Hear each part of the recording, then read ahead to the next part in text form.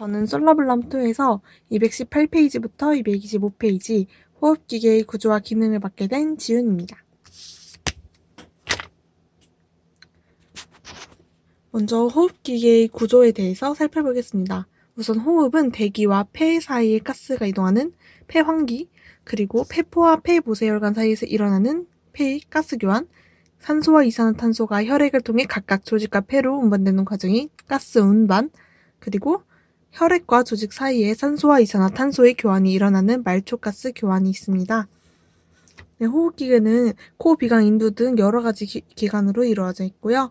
폐는 상엽, 중엽, 하엽으로 이루어진 우측 폐와 그리고 상엽, 하엽으로 이루어진 좌측 폐로 이루어져 있습니다. 그리고 기관도 밑에 보시는 것처럼 여러 가지로 나눌 수 있습니다.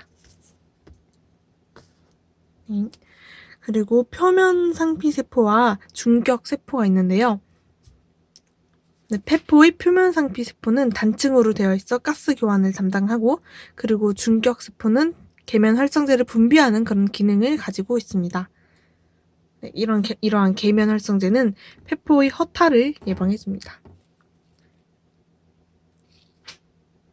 다음은 호흡의 원리입니다. 호흡은 두 가지로 나눌 수 있는데요. 먼저 폐로 가스가 들어오는 흡기, 폐로부터 가스가 나가는 호기로 이루어집니다. 흡기는 능동적인 과정으로 흡식 근육, 즉 횡격막, 외늑, 간근이라 불리는 것들이 그것이 수축하여 흉곽이 팽창해 장측 흉막에 붙어있는 폐가 확장되는 것을 말합니다. 폐가 확장되면 폐 내부의 압력이 저하되고, 폐 내부의 압력이 대기압보다 낮아지기 때문에 압력 차이에 의해 대기에 있는 공기가 바로 폐로 들어오게 됩니다. 다음은 호기입니다. 호기는 흡기 때 수축되었던 근육들이 이완됨으로써 나타나는 수동적인 과정인데요. 횡격막과 외늑 간근이 이완하여 흉곽의 용적이 흡기 전 상태로 줄어들고 폐의 용적도 줄어들게 돼 폐 내부의 압력이 증가합니다. 그렇기 때문에 압력차로 인해서 폐 내부의 가스가 대기로 나가게 됩니다. 그리고 저희 폐는 항상 낮은 음압을 유지하게 되는데요. 그 이유는 음압은 폐가 탄력 조직이기 때문에 스스로 허탈되려는 그런 성질에 반대해서 폐를 흉곽 쪽으로 끌어당김으로써 폐의 용적을 유지하는 데 중요한 요소로 작용합니다. 그렇기 때문에 폐의 허탈을 방지하기 위해 반대되는 작용으로서 낮은 음압을 유지하는 거겠죠? 다음은 호흡의 조절입니다. 호흡 조절은 운동, 감염, 임신과 같은 대상자의 요구에 따라 적절한 산소를 제공하게 되는데요. 산소와 이산화탄소에 의해서 일정하게 유지가 됩니다. 호흡의 조절을 두 가지로 나눌 수 있는데요. 첫 번째로는 신경성 조절입니다. 그리고 두 번째로는 화학적 조절입니다. 신경성 조절은 뇌의 호흡 증추의 활동성을 통해 율동적이고 규칙적인 환기를 이루는 것이 있고, 두 번째는 화학적 조절인데요. 화학적 조절은 순환 혈액의 체액의 화학적인 그런 조성 변동을 통해 신경성 조절을 보완하는 것입니다. 먼저 신경성 조절부터 살펴보겠습니다. 호흡 중추는 연수와 뇌교에 위치하였고요. 이런 뇌신경과 척추신경을 통해 호흡 근육의 수축 이완시킴으로써 호흡을 조절하게 됩니다. 흡기 중추는 횡격막 신경과 늑간 신경을 통해 횡격막과 외늑 간근을 수축하여 흡기를 일으키게 하고, 호흡 중추는 흡기 중추와 호기 중추로 이루어져 있습니다. 그리고 호기 중추는 미주신경과 더불어 지속되어 흡기 중추의 기능을 억제합니다. 다음은 화학적 조절입니다. 흡기와 호기 반복은 계속된 신경성 조절에 의해 이루어지지만, 화학적 조절은 체내의 산소, 이산화탄소, 수소 이온의 농도에 의해서 조절됩니다. 그리고 이쪽에 보면 호흡에 가장 영향을 주는 화학물질은 이산화탄소라고 나와 있습니다. 이러한 이산화탄소는 물과 결합한 뒤에 생성된 수소이온이 중추화학 소용체를 자극합니다. 다음은 가스 교환을 살펴보겠습니다. 가스 교환에서는 우선 환기가 있습니다. 환기는 흡기 동안 기도를 경유해 폐로 산소가 들어가고, 호기 동안 기도를 통해 이산화탄소가 외부로 배출되는 그런 과정을 환기라고 합니다. 적절한 환기가 이루어지기 위해서는 근육의 협력작용과 폐와 흉곽의 탄력성, 그리고 정상적인 신경 자극 전달이 있어야 합니다. 다음은 환기에 영향을 미치는 요인인데요. 폐 수능도 기도 저항, 근육 상태로 나눌 수 있습니다. 네, 기도 저항은 공기가 기도를 통해 이동하는데 방해가 되는 그런 물질을 말하는 거겠죠. 예를 들어서 기도 폐쇄, 천식, 기관 부종에 의하면 기도 저항이 증가한다고 합니다. 또한 목, 복부 등의 보조 근육을 사용하면 흉곽을 더 넓혀주어 환기량을 더 증가시킬 수가 있겠죠. 다음은 관류입니다.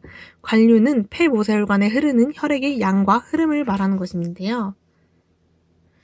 교수님이 예를 들어 주셨는데 헤모글로빈 부족으로 경미호흡이 나타나요 라고 하면 이것은 바로 관류 문제라고 할 수 있습니다.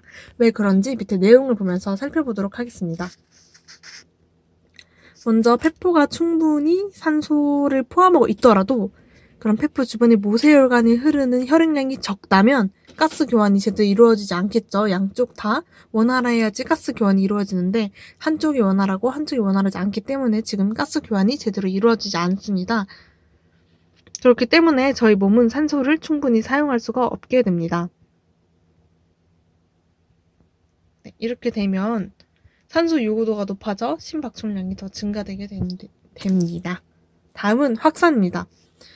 확산은 농도나 압력이 높은 곳에서 낮은 곳 쪽으로 기체나 입자가 이동하는 것을 뜻합니다. 예를 들어서 폐포가 100 정도의 압력을 가지고 있고 폐 모세혈관이 40 정도의 압력을 가지고 있다고 하면 이러한 분압차에 의해 폐포에서 폐 모세혈관 쪽으로 산소가 이동하게 되겠죠? 폐에서 가스 확산에 영향을 미치는 요인을 4가지로 나눌 수가 있는데요. 먼저 확산 표면적의 변화, 그리고 두 번째로 폐포 모세혈관의 두께, 세 번째로 분압의 차이, 네 번째로는 가스의 용해도와 분자량이 있습니다. 이것은 여기 표 24-2에서 정확하게 나와 있기 때문에 같이 살펴보는 것이 좋을 것 같습니다. 마지막으로는 환기와 관류의 불균형입니다. 먼저 첫 번째 경우입니다. 공기는 폐포 내로 정상적으로 유입이 되나 환기는 정상적으로 되나 폐 모세혈관의 혈류가 감소된 상태로 환기를 통해 들어온 산소가 가스 교환이 되지 않을 때, 관류는 제대로 되지 않고 환기만 제대로 될 때 다시 대기로 배출되어 환기 낭비가 일어나게 됩니다. 바로 그리고 관류는 안 되고 환기만 되는 이러한 경우를 사강이라고 합니다. 네. 그리고 출혈이나 탈수같이 전체 혈액량 감소, 폐색선증, 만성 폐쇄성 폐질환 시 이런 폐의 환기 낭비가 잘 일어나고 환기 낭비가 심한 경우에는 혈액 내 이산화탄소 농도가 높아지겠죠. 네, 이러할 경우에는 호흡성 산증이 발생할 수도 있습니다. 다음은 이와 반대로 부족한 환기와 정상적인 관류에 대해서 살펴보겠습니다. 폐 모세혈관의 혈류는 정상이지만 폐포 내로 공기가 충분히 들어오지 않는 상태입니다. 관류는 정상이지만 환기가 제대로 되지 않은 상태일 때 폐포에서 환기는 이루어지지 않고 관류만 지속되는 경우 이를 단락이라고 합니다. 수술 후 대상자가 통증으로 얕은 호흡을 하여 무기폐가 발생하거나 아니면 이물질로 인한 기관지 폐쇄로 인해 폐포가 허탈된 경우에는 허탈된 폐포 쪽의 혈류는 적절한 산소화가 이루어지지 않는 상태에서 조직으로 산소를 공급하게 됩니다. 마지막으로는 환기와 관류 모두가 부족한 상황입니다. 이러한 경우는 폐색선증과 급성호흡 부전이 혼합된 상태가 이에 해당한다고 합니다. 지금까지 영상을 시청해주셔서 감사합니다.